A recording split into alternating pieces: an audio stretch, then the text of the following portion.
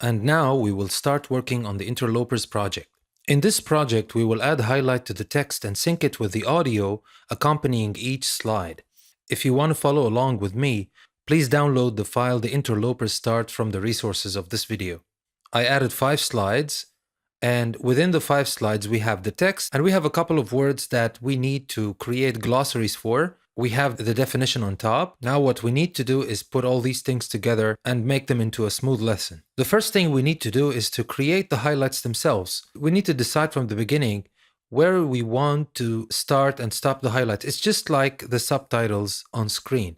So if you want your subtitles to stop at the end of the line, that'll be a little bit weird. So in the first sentence like this one, you can see that we have a comma just before the end of the line and we have a. And if we just stop here and continue man from the next line, it's going to be a little bit weird. The best way to go, of course, is to create highlights that will cover the range between punctuation marks, because these are natural places to stop. And it will also be easier to bookmark these places in the audio itself. I have also added the audio for these slides and put it outside the slide. So on each slide, you will see that we have the audio just outside the boundaries of the slide. First, we need to start working on the highlights themselves. So as we said, we're going to work in the range of punctuation marks. So let's create the highlights for the first slide. We will insert shapes for that, and rectangular shapes will do. We will make sure they cover all the area from the beginning of the sentence till the comma. We'll choose the yellow color as a fill with no outline. And of course, we will take the transparency all the way maybe to 70%. The highlight is fading the color of the text a little bit, and that is because it's sitting on top of the text.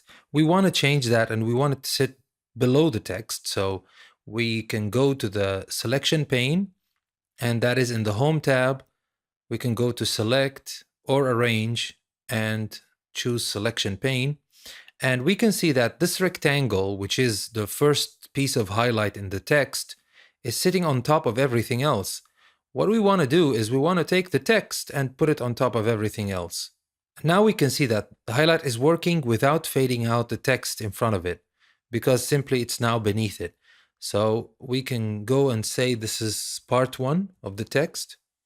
It's very important to name them because it will be very easy to animate those highlights later. So I will name this part 1.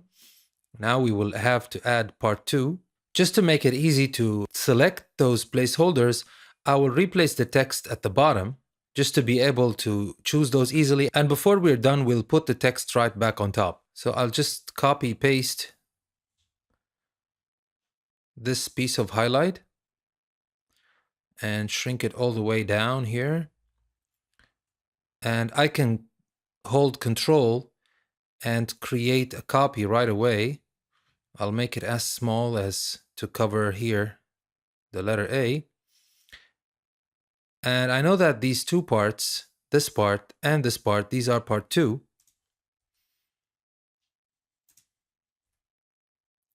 We can also group them together and call that group part 2. Now we can continue creating our highlights.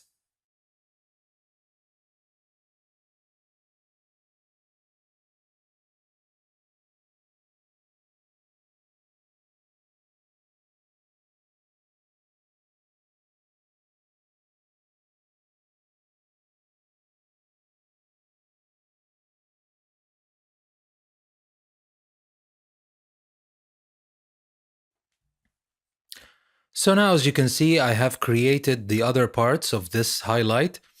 We can see them one by one. That is part 1. We can hide them and show them to see how they're going to look like. That's part 2, part 3, part 4, part 5, and part 6. It is important to know the parts because now we're going to add bookmarks to the audio to match the parts we have here. Before I do anything, and before I forget, I'll put the text on top of everything else. So now, as you can see, the text is clear and not faded. And now we'll start working on the audio. When we click on the audio, we will have the playback contextual tab showing on the ribbon. We'll click on this, And we can see at the very first beginning, after play, there is add bookmark. And this is what we're going to do. We're going to add bookmarks at the beginning of these parts because we're going to animate those parts based on the bookmarks in the audio. But just remember, don't add the bookmark at the very first beginning because that's going to have the first part always on because it's at 0. You can just pass a couple of milliseconds and then add your first bookmark. And then we will use the shortcut Alt-P to play and add the bookmark where needed. So let's play the audio and keep our mouse on Add Bookmark. In a forest of mixed growth somewhere on the eastern spurs of the Carpathians, So that's our first bookmark. a man stood one winter night, watching and listening, That's the second. as though he waited for some beast of the woods to come within the range of his vision That's the third one. and later of his rifle. And that's the fourth one. But the game for whose presence he kept so keen an outlook was none that figured in the sportsman's calendar as lawful and proper for the chase. And that's the last one. And remember to add just one last bookmark at the very end of the audio to make sure that we hide the last piece before we finish the audio. Ulrich von Gradwitz patrolled the dark forest in quest of a human enemy. And this is our last bookmark just before the end of the audio. Now we have our bookmarks. If we just go to them, we have bookmark 1, we have bookmark 2, we have bookmark 3. They are named automatically in sequence. So it is very important to add your bookmarks in the same sequence you would want to use them later. And now it is time to animate those highlights we added to the presentation. So let's go to Animations, Add Animations, and show the animation pane. We still have nothing on. Of course, we will have to go and choose all the parts. You can press on Control to choose more than one part or more than one object. And we want to add an appear animation to all of these. And we also want to add a disappear animation for all of these. And here we can change the order to put the appear and disappear right after each other for the different parts. Now we have part 1, appear, disappear. You can see it. You can see that from the color. Or if you just hover over it, you will see that this is appear, entrance, and this is disappear, exit. We want to choose all the animations and make sure they are with previous. And now it is time to trigger those animations. We're going to trigger the entrance of part 1, not on the click of one of the objects, but we can use the bookmark. We're going to use the very first bookmark we created in the audio to enter this animation. And for the disappearance of part 1 and the appearance of part 2, we're going to choose bookmark 2. The disappearance of part 2 and the appearance of part 1, 3. And to make part 4 appear, we'll choose bookmark 4. The same will go for part 5 and part 6. And we left just one last one, which is the disappearing of part 6. We'll trigger that by the very last bookmark we added just before the audio finished. And just remember, sometimes when you add these, it goes back to onClick. You need to make sure that it is with previous, because onClick will wait for you to click. And this is not exactly what we want. We want that to be automatic. So now we can test this out by previewing this slide.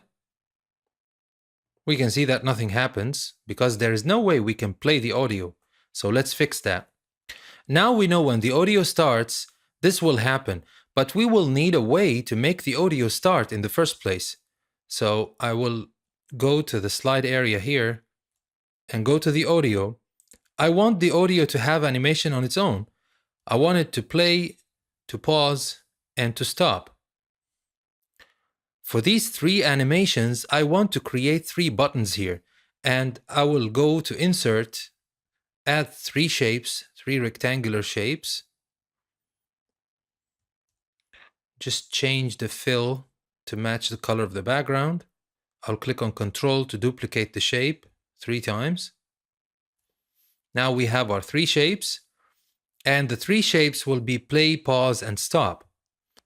Now let's go find some shapes to add to these 3 rectangles to represent play, pause, and stop. We can go to Insert, Shapes. We will need the triangle for the play. And we'll need to rotate that. Maybe zoom in a little bit to see better. It's a little bit too big. And there goes our play button. We just need to change the fill with the color of the background and no outline. We'll change the outline of this as well to no outline. Now we can group these 2 shapes together to make them as one. And we can name the group play button. Now we have the second one. We want to add the pause button, and the best one to do this is the equals sign. We just need to rotate this as well and put it in the middle. That's it. And now go to the same shape fill and no outline. No outline for the rectangle itself, and then we'll choose them both and group them and name this group pause. Now for this one, we will just need a square. So we'll go to Insert, Shapes, and we'll choose another rectangle. Now while we're drawing a rectangle, if we keep the Shift pressed, we will have a perfect square. And that's what we want now. That is good enough. We'll take it to the middle. We'll add the same shape, fill, and no outline for this as well. Now we choose both of them and we group them. Remember, we can group them by going to Group, or we can simply press Ctrl G. Now for the last group, I'm gonna call it Stop. Now we'll zoom out. We will add triggers for the animations of the audio, play, pause, and stop. So we will start with the play. We'll go to Animations. And for the trigger, we can say on the click of the play button. And for the pause, that will be the pause, and the stop, that's gonna be the stop. And remember to set these animations not on click, but with previous. That means when we click on one of these buttons, it will start automatically. It won't need a second click. Now let's preview what we've done so far. Now we have the text. We don't have any audio yet. We expect that when we play the audio, we will have the highlights synchronized with the audio. So let's try this. In a forest of mixed growth somewhere on the eastern spurs of the Carpathians, a man stood one winter night, watching and listening, as though he waited for some beast of the woods to come within the range of his vision and later of his rifle. But the game for whose presence he kept so keen an outlook was none that figured in the sportsman's calendar as lawful and proper for the chase. Ulrich van... If we click on pause in the middle of it, you can see that the animation of those highlights will stop. It will not just fade away after a certain time.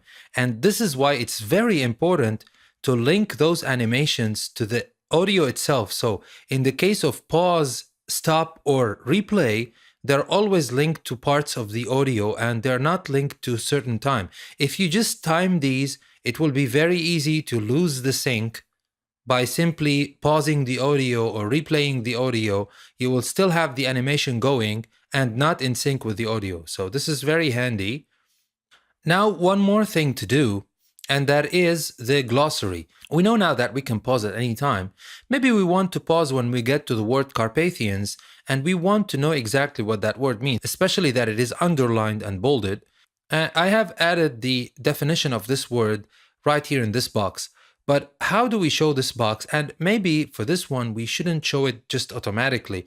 Not everybody wants to know what Carpathians is, especially not at the time of listening. So we'll keep this as an option. So if someone just wants to know what it is, they click on it, they will have this appear for about 5 seconds and then disappear. What we need to do is to add an entry animation and an exit animation for this box here, and we need to link it to an invisible button, and we put this invisible button over Carpathians. How do we add an invisible button? It's very simple. We just go add a shape. Doesn't matter what the fill is. We can put it on top of Carpathians.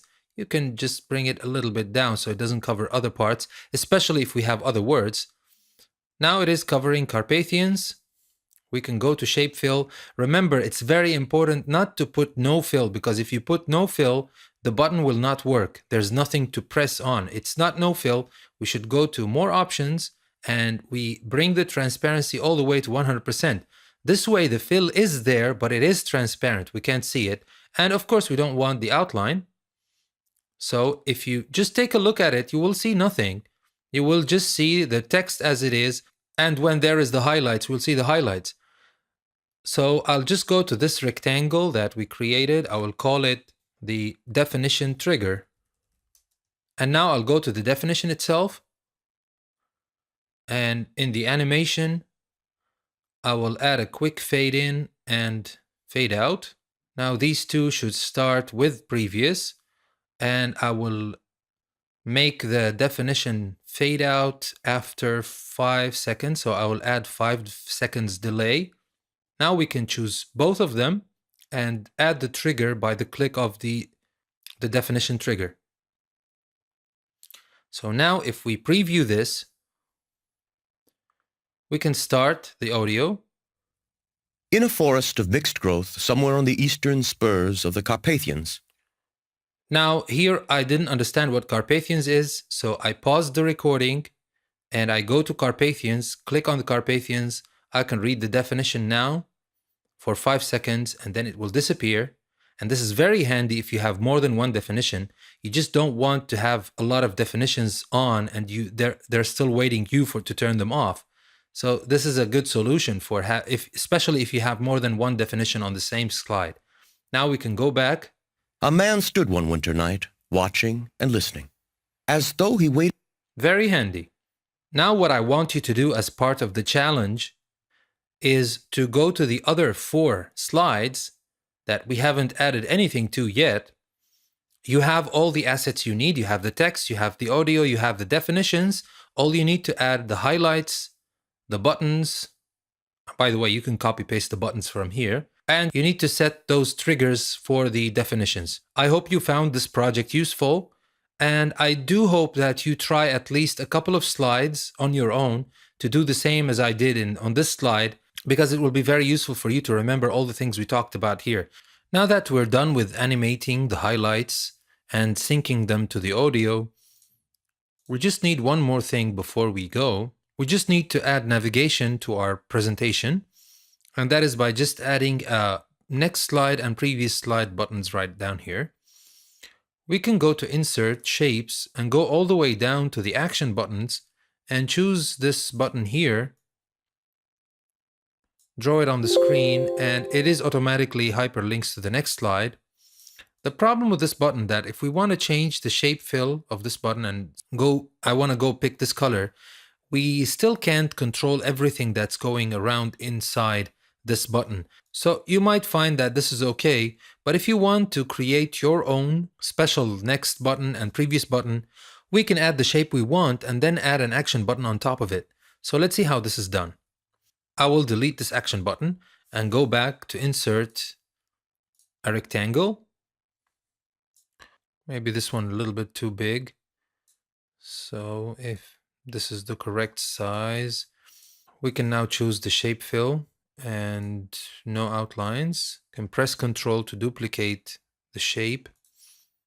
And now we can go and insert another shape that is the arrow. We can draw this on top of it. Let's zoom in a little bit.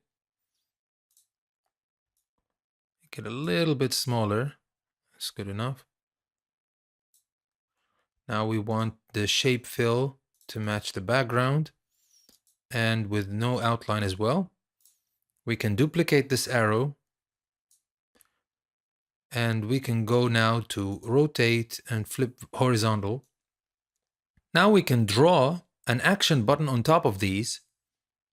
So we go to shapes all the way down to action buttons, and we go to the last one, which is the blank action button. We'll draw one over the previous, and we'll duplicate that and put another one on top of the next. We'll choose both of them. We'll choose no fill and no outline. Now, if we select the three of them and group them together, there will be our button. And the same goes for here. Now remember, we only need to choose the action button, and now we can go to Insert, Action, and hyperlink this action to the previous slide. And for the next group, we can choose the action button, and we can go to Action and hyperlink to the next slide. Now we can zoom out, select these two buttons, copy them, and paste them on the other slides. Of course, we can get rid of the next for the last one, and we can get rid of the previous for the first slide. And that's it. We can test these things out. We can preview now. We can click Next to go to the next page, and Previous to go back to the previous page. And that's it. I hope you found that project useful, and I will see you in the next projects.